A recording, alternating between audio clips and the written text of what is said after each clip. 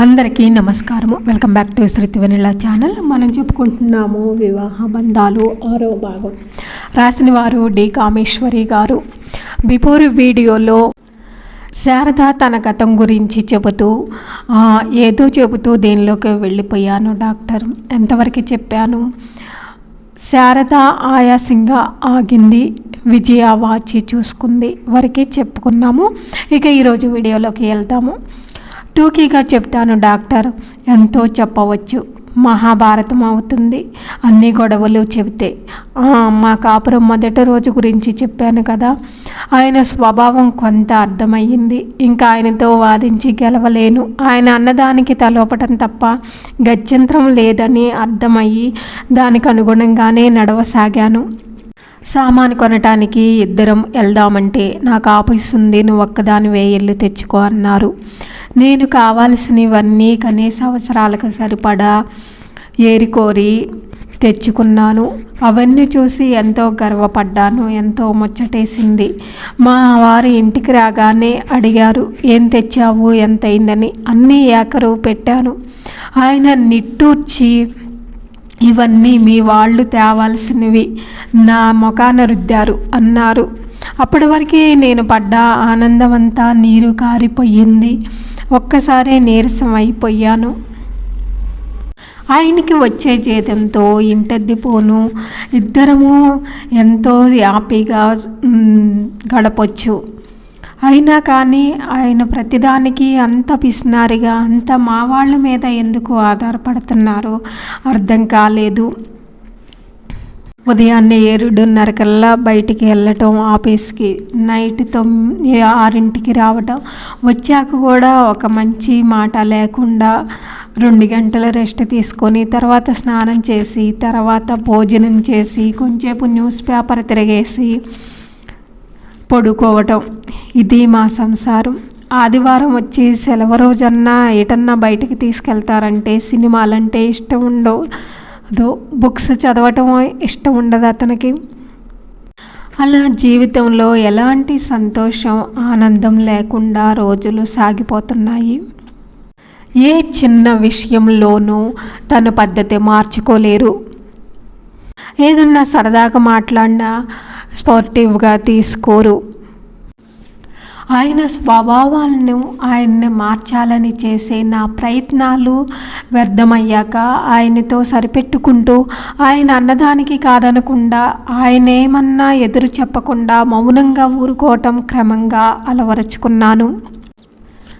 ఇంటికి కావాల్సినవి ఏమన్నా ఒక్కోటి వస్తువులు ఏర్పరచుకుందామని ముచ్చటపడి ఏదన్నా అడిగినా మీ బాబు ఇస్తాడా, మీ నాన్న అడిగి పట్టరు, ఇలా ఏళన మాట్లాడుతుంటే సహించలేకపోయేదాన్ని.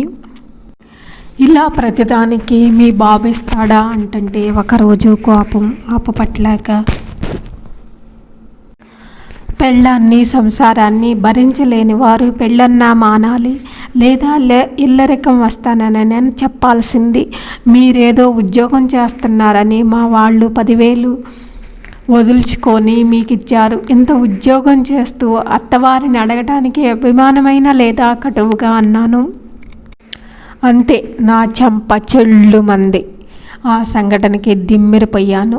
ఈ శతాబ్దంలో చదువు, సంస్కారం ఉన్న ఓ భర్త భార్యని కొట్టడం అన్నది నా ఊహకే అందని విషయం. అందుకే కోపం, అవమానం, ఆవేశం, దుఃఖం ముంచెత్తగా, కొట్టారా, మీకెవరిచ్చారు కొట్టే అధికారం, రోషంగా ఎగిసిపడుతున్న గొంతుతో అరిచాను. నోర్ముయ్, నన్నే ఎదిరిస్తున్నావా, నీకెంత పొగరు. మరోసారి చెంప పగిలింది. ఇప్పటి వరకు నోటితో చెప్పాను, ఇకపై మాట్లాడితే ఎదురు సమాధానం చెబితే చేత్తో చెబుతాను, జాగ్రత్త అని గద్దించారు. చెంప పట్టుకొని ఎగిరి పడుతున్న గుండెలతో రోషంగా చూశాను. అంతకంటే ఏం చేయగలను. ప్రయత్నం లేకుండానే నా ఆవేశం దిగిపోయింది. ఆయన అలా మాట్లాడుతుంటే ఇంక నేను అనగలిగింది ఏమీ కనపడక కన్నీళ్లు జారే ముందు గదిలో నుంచి వెళ్ళిపోయాను. అన్నం తినకుండా ఏడుస్తూ పడుకున్న చీమ కుట్టినట్టయినా లేదు అతనికి. కనీసం పొరపాటయ్యింది అంటారేమోనని ఎదురు చూశాను. నా ఆశ నిరాశ అయ్యింది. ఆ సంఘటన తర్వాత ఆయన కోపం సాధింపు ఎక్కువయింది. నా విరక్తి హెచ్చింది. అప్పటి నుంచి ఏ కాస్త సందు దొరికినా మా వాళ్ళని ఆడిపోసుకోవటం ఆయనకు ఒక హ్యాపీగా తయారైంది. ఆయన అలా అంటుంటే నేను బాధపడుతున్నానని తెలిసి నా మీద కక్ష తీర్చుకుంటున్నట్టు మాటలతో హింసించి సంతృప్తి పడేవారు. నేను విన్నట్లు నిర్లక్ష్యంగా ఉంటున్నాను. అలా కొన్ని రోజులున్నాక ఆయనకి సంతృప్తి పడలేదు. ఇంకా తిట్లు ఎక్కువ చేశారు. మరీ శృతి మించి నాడు కొట్టి పగ సాధించినట్లు తృప్తి పడేసేవారు. మా 6 నెలల వైవాహిక జీవితంలో ఇవన్నీ అనుభవాలు కలిగాయి. నేను కలల కన్నా ముచ్చటైన సంసారం, ఆలుమగలో అన్యోన్యత, సరదాలు, సినిమాలు, షికార్లు వగైరాలన్నీ కలలుగా మిగిలిపోయాయి. కానీ ఎన్నడూ కలలో కూడా అనుకోని తిరస్కారాలు, చివాట్లు, చంపదెబ్బలు, అవమానాలు మాత్రం అనుభవంలోకి వచ్చాయి.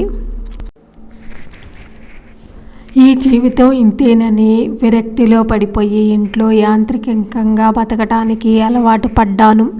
లేవటం, ఇంట్లో పని చేసుకోవటం, ఆయన ఆఫీస్కి వెళ్ళాక కొనుక్కున్న 2 పత్రికలు అక్కడి నుంచి తెచ్చి పుస్తకాలు, పేపర్ చదవటం, ఎంతసేపు వీలైతే అంతవరకు మొద్దులా పడి నిద్రపోవటం, మళ్ళీ మధ్యాహ్నం పని, ఎవరైనా ఎరుగమ్మ పొరుగమ్మ వస్తే పలకరించటం, రాత్రి వంట, తిండి, పడుకోవటం ఒక్కటే దినచర్య. ఆయనతో ఎంతవరకు అవసరమో అంతవరకు మాట్లాడటం. ఆయన తిట్టే తిట్లకు మనసు ముద్దుపారింది. కొడితే మొదట్లో మాదిరి రోషం, అవమానం అనిపించిన స్థాయికి చేరాను. ఆయన కాస్త సౌమ్యంగా ఉన్న రోజు తేలిగ్గా ఊపిరి పీల్చుకోవటం, లేని నాడు బిక్కుబిక్కుమంటూ ఇంట్లో ఉండటం. ఇది నా బతుకు. మహిళా మండలిలో చేరదామనుకున్నాను. ఏమీ లేకపోతేనే అన్నిటికీ ఎదురు సమాధానం చెబుతున్నావు. ఇంకా మహిళా మండలిలో చేరితే హక్కులు అంటూ, మరింత స్త్రీ స్వాతంత్రాలంటూ ఇంకా ఏమీ నువ్వు నేర్చుకోనక్కర్లేదు అని మండిపడ్డారు.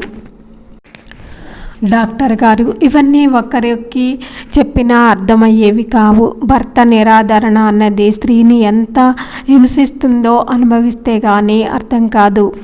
చూసే జనాలకి భర్త సంపాదించి పెడుతున్నాడు, ఇంట్లో కూర్చొని తింటుంది అని మాత్రమే తెలుసు. కానీ ఆ ఇంట్లో ఆ భార్య పడే నరక వేదన చుట్టుపక్కల చూసే వాళ్ళకి అర్థం కాదు. తల్లిదండ్రులతో చెప్పుకోవాలనుకోవడం, భర్త తిడుతున్నాడు, కొడుతున్నాడు అని చెప్పుకోవడం పరువు తక్కువ పనిలా అనిపిస్తుంది అని చెప్పింది శారద. వివాహ బంధాలు తర్వాత భాగం నెక్స్ట్ వీడియోలో చెప్పుకుందాం. ఈ వీడియో మీకు నచ్చితే లైక్ చేయండి, కామెంట్ చేయండి. Please subscribe my channel. Thank you for watching.